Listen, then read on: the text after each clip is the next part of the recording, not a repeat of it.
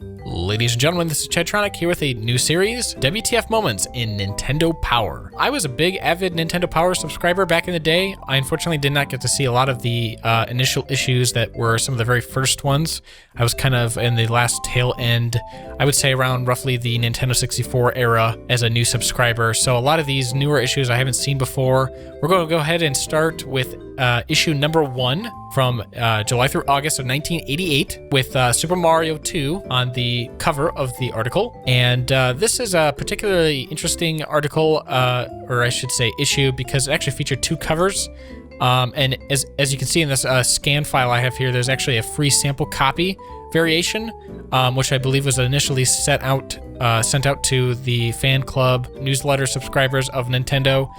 So this actually first went out to a lot of people to get them initially hooked on subscribing. So I think that's kind of interesting that they've got these 2 different variations out there. I don't believe one is actually more valuable than the other because they are both actually pretty common. So I don't think there's any big value difference in the 2 different variations. So we're just gonna go ahead and dive right in. And basically what I'm gonna do here is I'm gonna cover some of the oddities and things I think that were weird, strange, misprints, anything I find that's basically kind of stands out of place is what I'm going to kind of go over and cover in these little episodes and here. So actually the first thing that you get here is an ad for the Power Line to the Pros, which is a Nintendo hotline that would help people basically progress in their games. And so the first thing that they throw in your face here is just that they really wanted to advertise this hotline.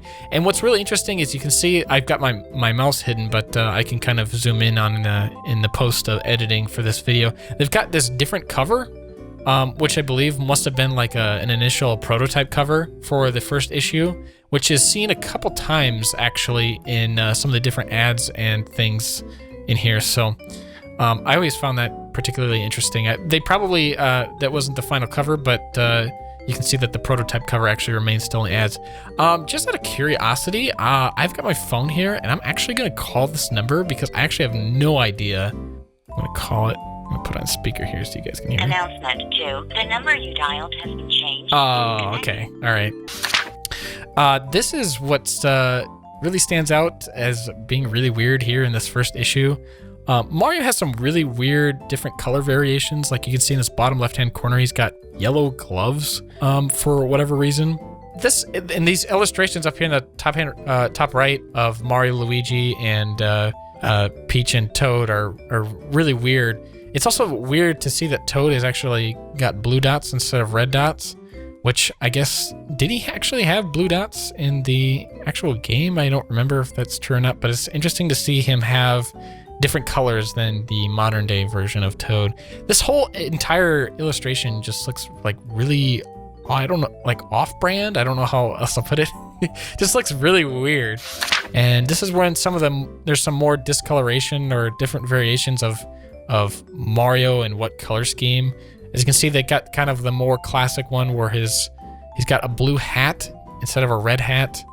I think that's kind of strange. And again, here he is seen with yellow gloves. I don't know if initially, maybe long ago, there was maybe a power-up idea that gave Mario like fists and like stronger fists and he punched things. I'm probably overlooking into that and over speculating here, but or maybe it's just different artists with different ideas and concepts. Who knows? Also, these Super Mario Brothers 2, I don't know what you would want to call it, enemies, clip art, pretty much like concept art. It looks very pixelated, almost like they didn't have the capability to take direct screen captures from what they were working on, and more or less almost just got like a camera very close to a TV set and just took the sharpest picture they could and then just cropped it out and put it in this magazine. This looks kind of really weird. And then this page is gold. Oh my gosh. I almost kind of even want this like printed out, framed, and put in a poster format. Because this is just like full of win. Look at this. You got Luigi doing like some sort of like a high jump thing. Peach doing like some sort of a long jump. And not even in a dress, which Peach not in a dress just looks out of place, at least for me at this point. We've got Toad doing some interesting things over here, and And this whole illustration just looks very weird, and it almost looks like it was actually colored by like a younger child, like you'd see like in a coloring book or something. And here we go again. We got this really weird buff-looking Mario. This again keeps making me think that they were having some sort of power-up that made Mario like overly strong or something at one point. Like I understand mushrooms like make him bigger in size, but not so much strength was ever emphasized, and maybe at one point it was. And this clown in the top left corner, like what is up with that? The only time I can think of a clown in any association with the Mario games is maybe that little spaceship thing that Bowser rides around on, but that's like the only correlation that I can make with this clown. But even in Super Mario Brothers 2, I don't think there's really anything that is in tie relation with that. It's just really out of place and really weird. Mario playing with this again. Here's some more weird illustrations. Mario catching bombs. I don't know. He's got yellow gloves again. This illustration right here is really weird. It's got like a two-headed Mario. I'm not sure if they're just trying to illustrate him looking around in panic, but it's just a really weird illustrate that just really out of place. Here's another really interesting illustration. Mario holding a gun, which never happens in the game. It looks like he's got some sort of military rank here on his shoulder, or I don't know. He's got like a cowboy hat. It's again, you don't see Mario very often with a gun, so this illustration in particular just looks really out of place. Especially in the very first issue of Nintendo Power, you can say that there is an illustration of Mario holding a gun, and that's something I didn't think I would be able to say doing this first episode of WTF Moments. So that's it's just really, really weird. We got the poster section, which features no game in particular. It's just kind of has a baseball theme, which is an interesting choice for, I think, the very first issue of Nintendo Power. I would have expected something like Mario or Zelda related poster. I think that would have, myself, probably got more people to be pulled in and check it out. So you got this guy throwing a baseball. It says Nintendo on his jersey. I don't know what it is, but when I very first take a very quick look at this poster, I thought initially his like left leg was exploding next to the bat. It's just the way everything is positioned, and the coloring just kind of throws your eyes off right away. It's just very strange. And look at very literally what we have here. It's a bat hitting a baseball with peanuts and games coming out of it. It's kind of weird. And you got like a cup of soda, a hot dog, a baseball player, which appears to be holding a giant thing of licorice instead of a baseball bat or something. And for whatever random reason, there's like somebody spotlighting the Batman signal.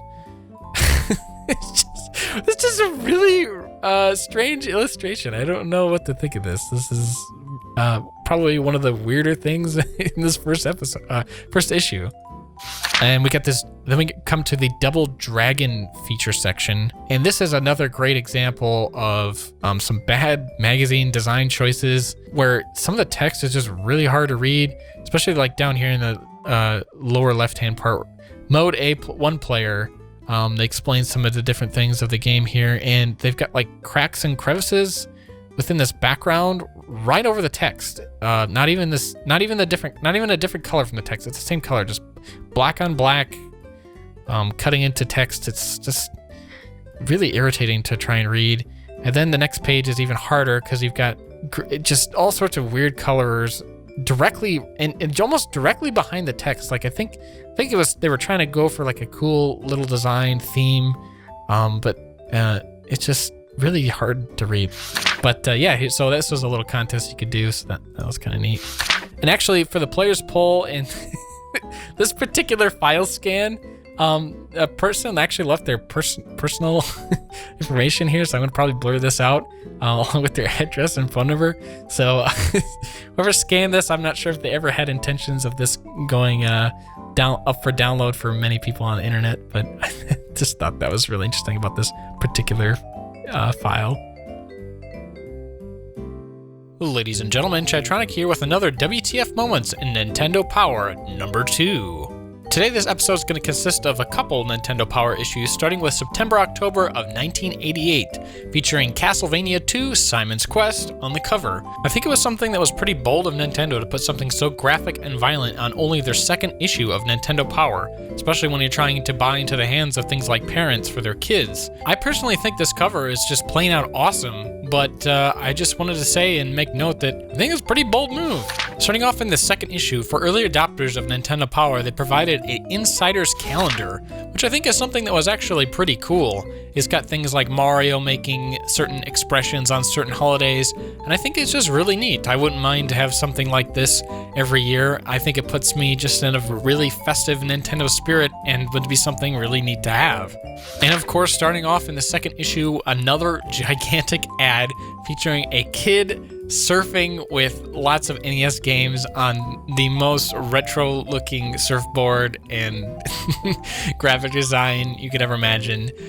This is so cheesy, but back in the day, it was what was cool to kids, and there's still a part of me that still enjoys it, unfortunately.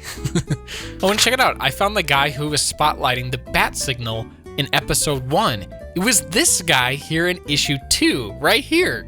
It's all explained. It all makes sense now. I take back everything. In issue 2, Nintendo actually continued the Super Mario Bros. 2, I guess you could say, mini guide. And again, we've got some really weird and odd illustrations going on here. Looks like they're by the same artist as in the first issue, but this time they feature some interesting differences than the first one. They got what I don't know what to describe other than Sonic shoes. They just look like Sonic shoes. Mario has red shoes with like these white ankle bracelets or socks or something. It just looks very strange and something that's never been emphasized in the Mario series. Also, Peach has got these tiny feet. I know this is like a part of an artist's style, but again, looking back far from back in the day and looking at this, it just looks really out of place again and really weird. She's got like pirate pegs for feet or legs or something. It just looks really weird. And now we're just going to go ahead and jump into the November-December issue of 1988, where we've got Track and Field 2 on the cover. I actually think this is a pretty cool cover, although it kind of dates it a little bit, and I'm not sure what's exactly going up in that background area. Like, is this track and field in cyberspace or something?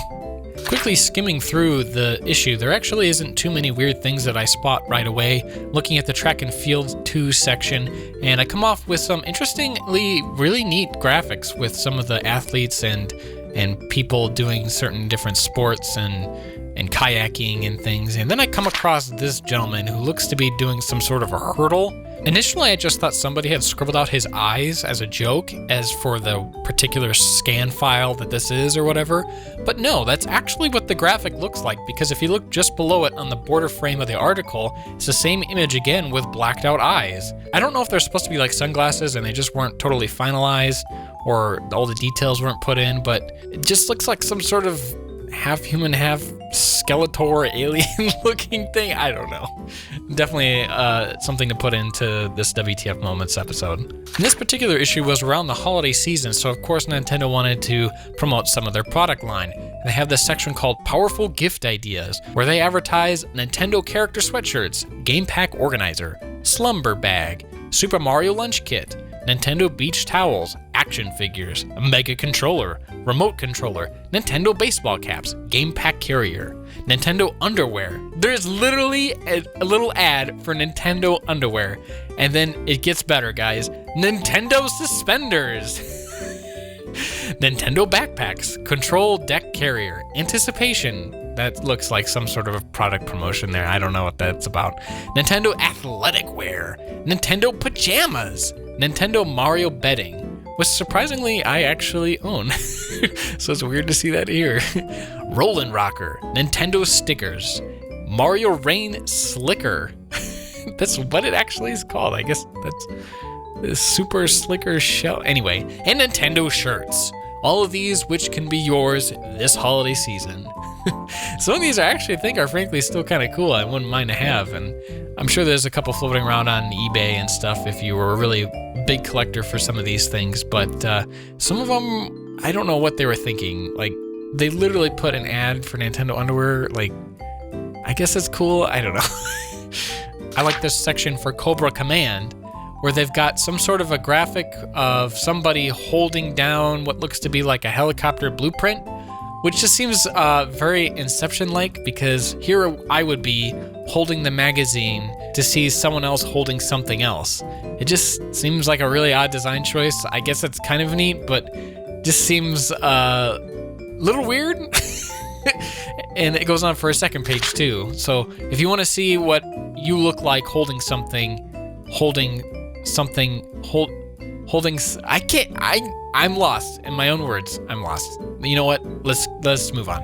And now here we are into issue number 4, the first issue of 1989, January and February. And then we come to a section highlighting Sesame Street's Ernie's Magic Shapes and Astro Grover, which is interesting, being that if we flash back to episode 2, there was a decapitated Dracula on the cover, and now we got this. I have no words. I'm sure everyone remembers Skate or Die from the NES. I certainly do. What a great game. And with it, we get this great poster, which actually almost lives up to the first poster in the first issue. We've got things like dogs skateboarding and Band-Aids, because, you know, that's what's associated with skateboarding, right? Just getting hurt. Put it in. We got a cow on a skateboard and a moon that seems to be surprised by that, which I don't know why there's a moon, just for reasons. So again, just a awesome cover, guys. I have to think this is probably the same people who made that first poster. If I had to guess, that's probably correct. And we're gonna end with this one last amazing thing. Ladies and gentlemen, let me introduce you to the Nintendo Power Gossip Gremlins. What the frick are these things? Apparently these are characters that Nintendo created in the magazine to drive rumors and semi-confirm things. I don't know. Like it says, we are the Gossip Gremlins, and they just have this really interesting... Some of these don't even look like they were by the same artist. Like, what is going on here? We get this, like, little lizard-looking thing and something with huge lips. You know what these all look like and remind me of? I don't know if you guys remember the show All Real Monsters from Nickelodeon. These guys would do great in that universe. They would just do amazing.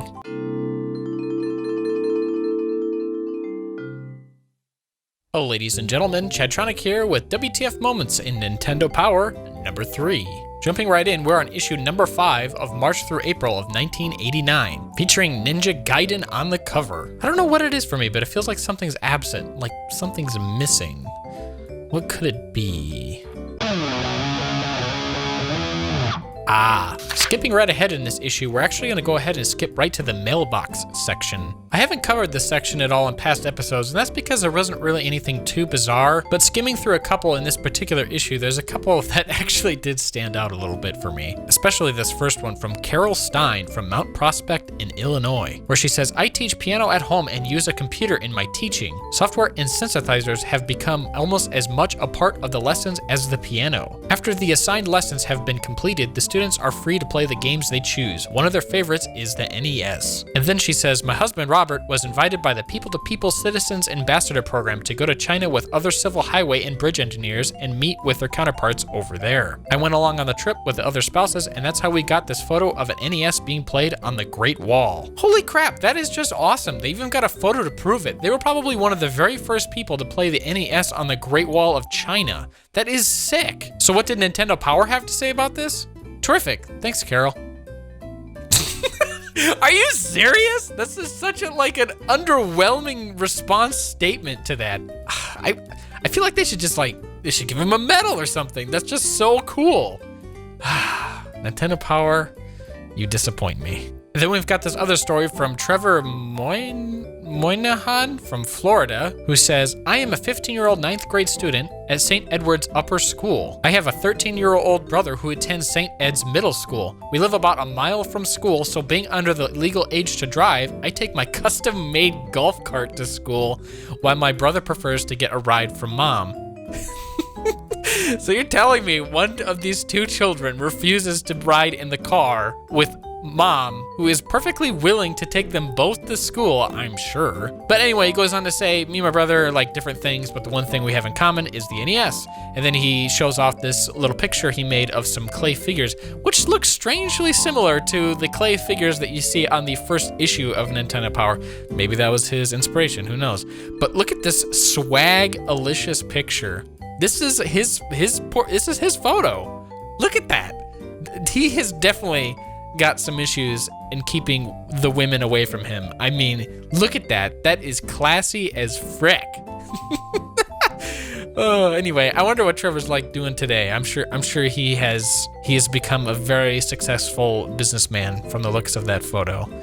These are my predictions anyway. Moving on. So here we are, landed on page 16 and 17, where Nestor has made what looks to be a board game out of the things that were announced from the CES of 1989.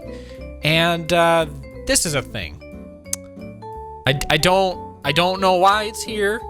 I don't know why it really pertains to what's happening, other than it says Nintendo Power on it.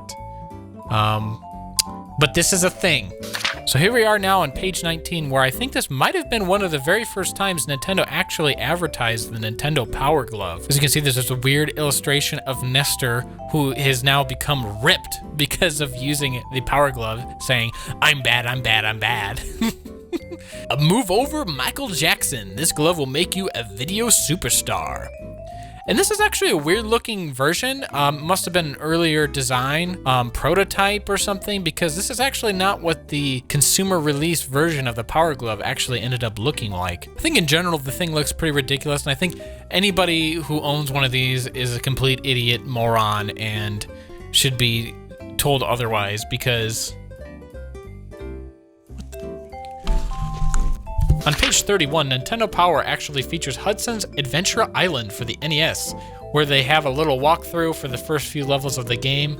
I can't help but think that the illustration of Master Higgins just looks like a caveman version of Mario. I'm actually a really big fan of the Adventure Island games. I think they're really cool. But I just can't help but think that they were going for a rip-off looking Mario. But I mean, apparently Nintendo was okay with it, because here it is in their magazine, so I don't know what else to say about it. I love it. I hate it. Let's move on. Towards the later half of the magazine, Nintendo Power actually had this, I guess you could say, a little section to advertise off the Nintendo Power Pad, where they show you the different games, how you can play them, and how they're fun to play with your friends. And they introduced these two separate teams that compete against each other, introducing in red the Power Pros, and wearing gold the Nintendo Nuts. The Nintendo Nuts? Is that seriously the best name they could think? I gotta think that these two teams are a little unbalanced when one is called the Power Pros and the Nintendo Nuts. Like, is that seriously the best name they could think of? It just seems so ridiculous now coming back to this and reading that. On page 84, we come to what's called the NES Journal, which is where Nintendo Power took the opportunity to do a little April Fool's prank. Basically, to give you the gist without reading the whole thing, they pretended to announce some new games, one titled Mommy Kong, which they even made a little illustration for it, Kid Sisters Are Us, or even Russian Hat Rack, which pits your hat-tossing skills against those of a trained bear named Sasha. Like, what? Like, even for an April Fool's prank, this is pretty far out there. I'm pretty sure anyone could figure this out halfway through reading this, that this was not true. Even the gigantic illustration in the bottom right that says Mommy Kong kind of gives it away that this is satirical. I don't know. It's just like, what the frick? On page 87, there's actually a new section I hadn't seen before in any other issue called Out of Sight page, where they have these couple of eyeball bending picture puzzles, or that's at least what they call them. You know, the traditional two things where you compare two pictures and you try to find the differences. These got these two with Link, and one thing, first off, there's a couple that are very obvious. It says here that there are 6 differences, but there are some that are really unfair. Like, one of the few that they mention is that the Darknut's eyes are slightly different. I would say barely different, if anything, when you really compare the two. I mean, it's a slight difference, and when you put it in like a magazine print like this, it's hardly noticeable. And then let's talk about this for a minute. Link's shield has an upside down cross on the right image. Like, that's pretty ballsy, Nintendo. Like, what are you trying to say there? Also in this bottom image, we've got Mario and Luigi, and you're supposed to observe the different animals that surround them throughout the illustration. They look a little odd, and Luigi doesn't look like Luigi, like whatsoever. He clearly has Mario's version of the mustache, and he's got a yellow cap and shirt. I just imagine a conversation with the artist that just went like this. You know, what does Luigi look like? Oh, you know, he's just Mario with a different color. And has an L on his cap. That's about it. I think that's about the only description the artist probably got, because that is pretty much exactly what he drew.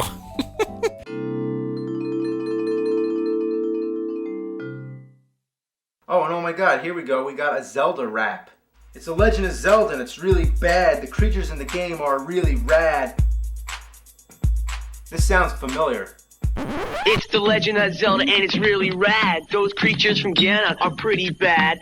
Octoroks, Tektites, levers too. But with your help, our hero pulls through. A Nintendo Entertainment System. Your parents help you hook it up. Oh, ladies and gentlemen, Chadtronic here today with WTF Moments in Nintendo Power number 4. Here we are with Nintendo Power issue number 6 from 1989 with Teenage Mutant Ninja Turtles on the cover, where you can see that Raphael doesn't have a neck.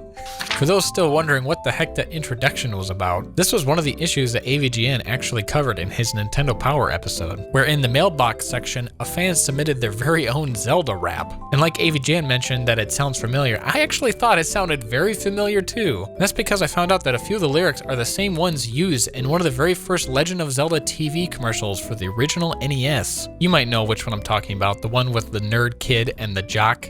Did you see the latest Nintendo newsletter? Whoa, nice graphics. I'd like to get my hands on that game. You mean you haven't played it yet?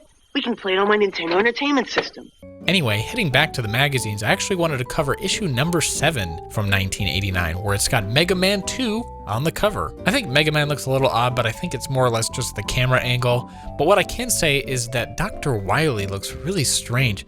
He almost looks like one of those 90s troll dolls. Actually, skimming over to the Mega Man 2 featured section, we've got Dr. Wily standing on a few crates looking to vandalize the Mega Man 2 logo with what I first thought was paint, but apparently it is glue. Not sure why that is. Also, if you wanted to know all of Dr. Wily's secrets, where he gets all his villainary equipment, I can tell you right now, he goes to Mad Scientists R Us. There you go, guys. The secret's out. I was actually there this week. They got some pretty good deals on some of their laser cannons. Skipping ahead in the issue, they actually had a little featured section for RoboCop for the NES as well, where they've got this little detailed chart that says, now for a more detailed look at RoboCop's high-tech chassis. A more detailed look, huh? Well, let's take a look here. You got some pixels here, some pixels there. Oh, that's the oil pressure motor unit. Shockproof frame. Oh, there's this gun holder. Apparently there's a gun holder somewhere in there. Main fuel battery. What?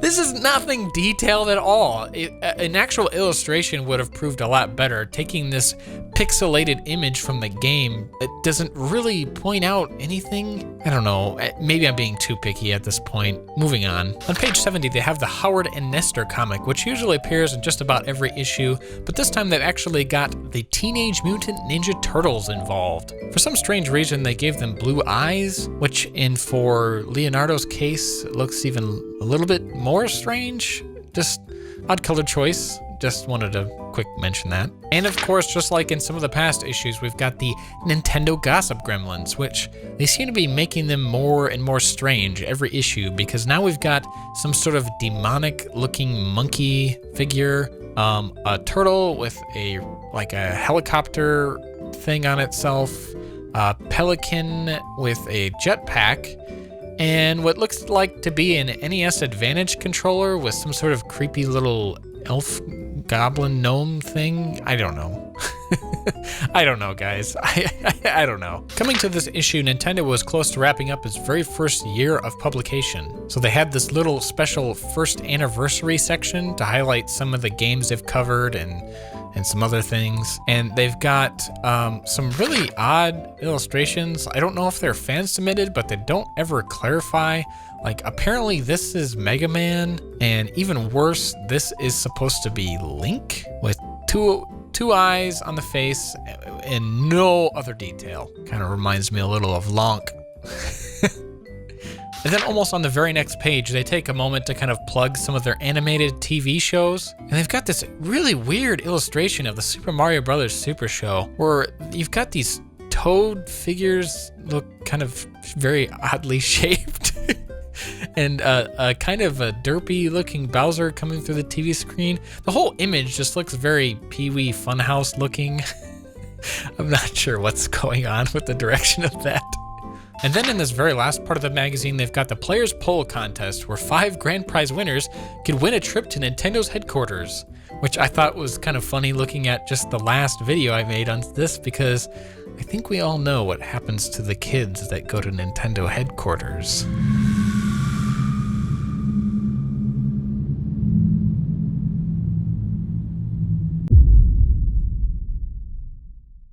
Ladies and gentlemen, Chadtronic here, and welcome to WTF Moments in Nintendo Power, number 5. In today's episode, we're going to blaze through a couple different Nintendo Power magazines, and I'm just going to point out some quick and quirky things that caught my eye. Starting with issue number 8, featuring DuckTales on the cover, which don't even begin to ask me what arcade game that is supposed to be.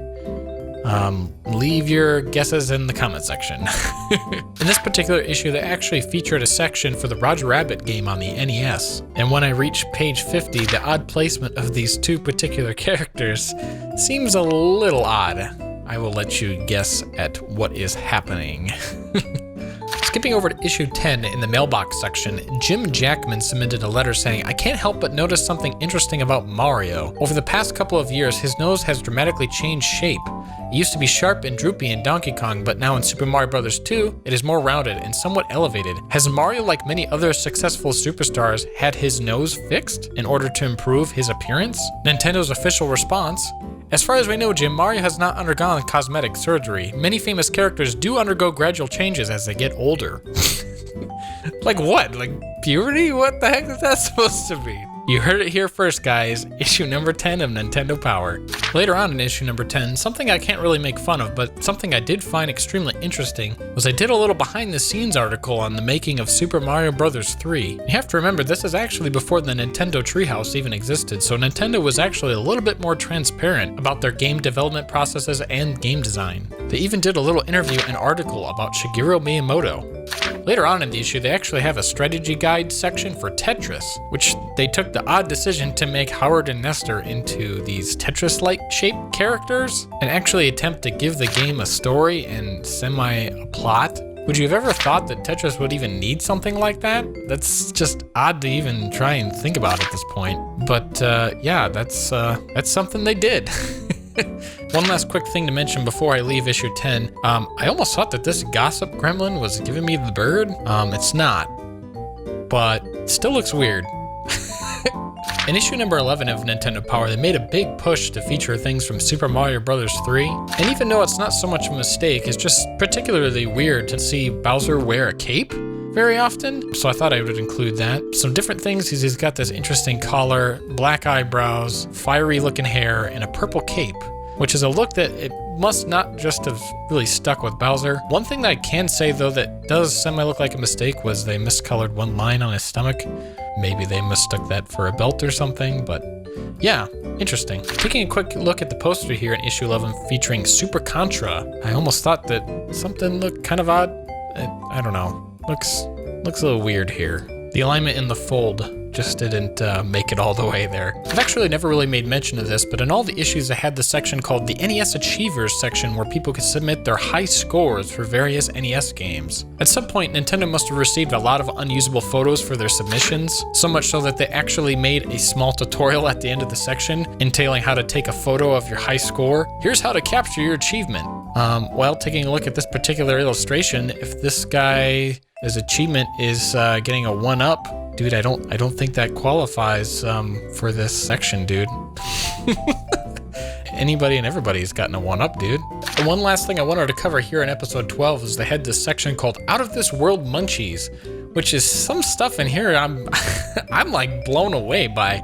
They have the Nintendo cereal system, which I knew that existed. That's a pretty well-known thing. real fruit snacks, which is interesting because there actually is a lot of Super Mario Brothers themed fruit snacks that are still out there, even sold in stores to this day. But a couple things I did not know about was that at one point they had Nintendo ice cream sandwiches. I wonder what those tasted like. I did not know that existed. And also Mario Brothers candy bars. I did not know that those existed either. And they also had these Super Mario Brothers all natural juice boxes, which I did not have the joy in ever trying any of those. And also without a description, they have what appears to be chocolate coins here in the bottom right. That must have been a thing. So yeah, this was a lot of stuff I never knew existed. So I thought you guys might enjoy this. And I think I'm going to end this episode here. Make sure to go ahead and give this video a like if you enjoyed it. And make sure to also check out some of the other WTF Moments and Nintendo Power videos on my channel. And I will see you guys in the next video. Chadtronic, signing out.